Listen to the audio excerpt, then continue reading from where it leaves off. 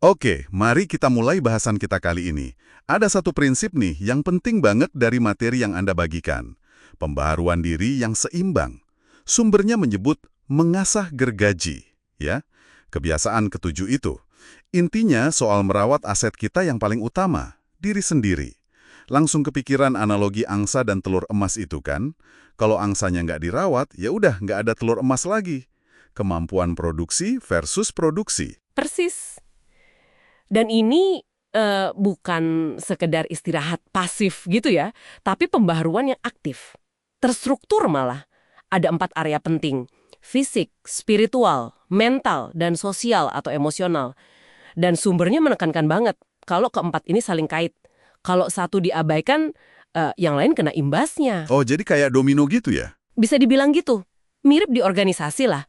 Kalau cuma fokus profit, tapi lupa orangnya dikembangin, atau hubungan antar tim jelek, ya pasti gimana ya, goyang juga kan akhirnya. Bener juga. Jadi kuncinya di keseimbangan ya. Oke, coba kita bedah satu-satu. Fisik. Ini kayaknya cukup jelas ya. Jaga badan, olahraga, makan bener, istirahat cukup.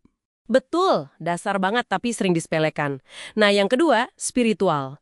Ini bukan soal agama melulu loh, lebih ke terhubung sama nilai-nilai terdalam kita. Inti kita lah.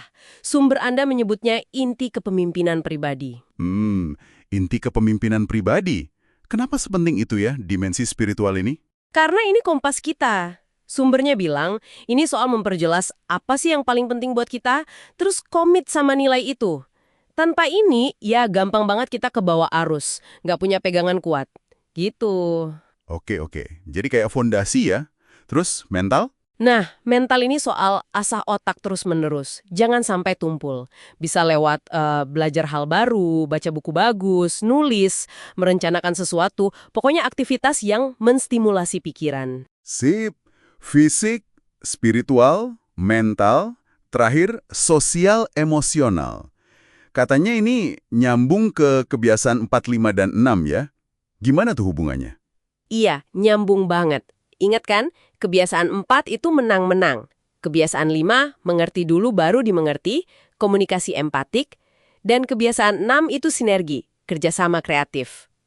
Nah, dimensi sosial emosional ini fokusnya ke sana. Oh, jadi soal interaksi kita sama orang lain ya? Betul, gimana kita bangun hubungan yang sehat, efektif, dan saling menguntungkan. Termasuk juga, ini penting, membangun rasa aman dari dalam diri, jadi nggak goyah hanya karena omongan orang. Nah, pembaharuan di keempatnya ini paling bagus kalau, yaitu tadi, seimbang dan bijak. Seimbang dan bijak. Ngomong-ngomong soal itu, ada istilah menarik di catatan Anda. Kemenangan pribadi harian. Apaan tuh? Kedengarannya keren. Iya, ini konsep penting banget. Sumbernya menyarankan kita luangkan waktu, minimal 1 jam lah setiap hari. Khusus buat pembaharuan di 3 dimensi pertama. Fisik, spiritual, sama mental. 1 jam tiap hari. Wow. Kedengarannya banyak, tapi ini investasi. Dianggap aktivitas kuadran 2. Penting tapi nggak mendesak. Makanya sering kelewat kalau nggak diniatin.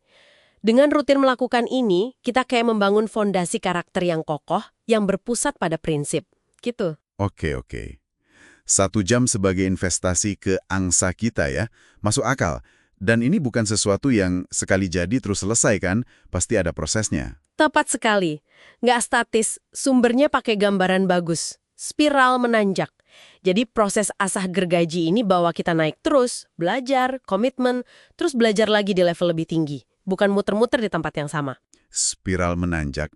Suka saya idenya. Apa yang mendorong spiral itu naik? Nah, menurut sumbernya, yang mendorong itu suara hati kita. Kayak pemandu internal gitu. Dia bantu kita tetap selaras sama prinsip-prinsip yang benar. Makanya, mendidik suara hati itu sama pentingnya kayak olahraga atau belajar. Mendidik suara hati. Jadi, kalau ditarik benang merahnya, mengasah gergaji ini intinya komitmen jangka panjang ya, buat terus rawat dan tingkatkan diri kita di 4 area itu secara menyeluruh. Betul. Ini bukan perbaikan instan, tapi investasi terus-menerus. Biar kita bisa terus naik di spiral menanjak itu. Dan ujung-ujungnya, ini bikin kita lebih efektif gitu ya. Iya, gergaji yang tajam ya motongnya lebih efektif kan? Di semua peran hidup kita. Dan ini bukan cuma buat kemenangan pribadi loh, justru jadi dasar buat kemenangan publik.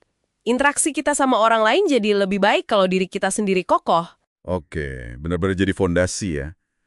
Sip. Pembahasan yang padat tapi penting banget ini. Sebelum kita tutup, mungkin refleksi sedikit buat kita semua yang dengar. Coba cek deh, seberapa tajam gergaji Anda sekarang. Dari 4 dimensi tadi, fisik, spiritual, mental, sosial, emosional, mana nih yang mungkin lagi butuh diasah lebih? Sesuatu buat direnungkan ya.